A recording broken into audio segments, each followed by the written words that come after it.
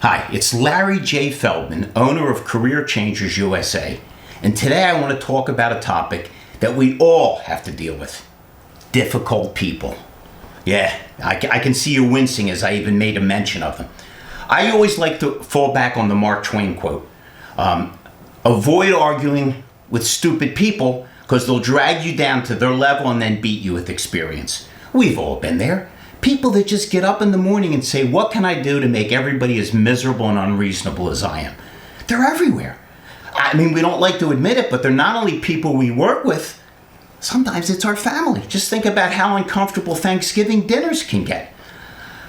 I was walking through an airport once, I'll never forget it, and I saw a book. I loved the title. Loved it. It was People Can't Drive You Crazy If You Don't Give Them the Keys. This is a mistake I've made my whole life. I've let people that I knew weren't in their right mind get me out of my right mind. With difficult people, we have to remember, if we can't elevate people, let's walk away from them or emotionally detach before they drag us down. Because there are people out there, that expression, misery loves company, it's 100% right. Miserable people don't like to see anybody else happy. So what do? Do we fight with them? Do we argue with them? No. We take a step back and realize that this too shall pass. And think about a little gradation. How many couples do you know that are madly in love and love to tell you the story about how when they met each other, they couldn't stand each other? Now they're in love. How about the people that are madly in love and get married and have the worst divorce you ever saw in your life? The point is, if you look at what you thought and what you felt 5 years ago, everything you thought might be completely different. Our perspectives change. Our thoughts change.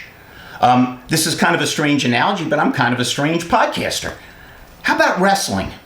Might be the best way to look at the perspective of good versus evil. Because in wrestling, you rooted against the bad guy when I was a kid. Until the bad guy attacked another bad guy, and then he was a good guy. I'm a Philadelphian, so I grew up with the Philadelphia Flyers. I'm not the world's biggest hockey fan, but it was well known you didn't come into Philadelphia without going out with a few bruises, including the Russians, okay? If we got a player that was dirty and we hated, it was horrible until he got on our team, then we loved him. Eagles fan, I remember how much we disliked Terrell Owens until he became an Eagle and we made it to the Super Bowl. Didn't wind up too good, but hey, can't win them all.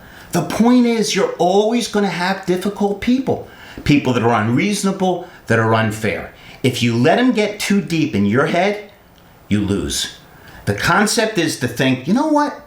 Something's broken inside that person. For them to be that unhappy and that miserable, throw a little bit of pity in and a little bit of empathy, and not only won't they make you crazy, you may even someday break down that wall and maybe they become a friend. I know it's hard to believe, but a lot of relationships start rocky and end up beautiful. So all I can tell you is, when you're dealing with difficult people, don't become a difficult person, okay? Understand that if we mediate, if we back off, if we have a little bit of tolerance, we can come to a much better ending than what looks like is going to come when we're in the middle of what they perceive to be an argument or an altercation. That's all. Deal with difficult people, just don't be a difficult person.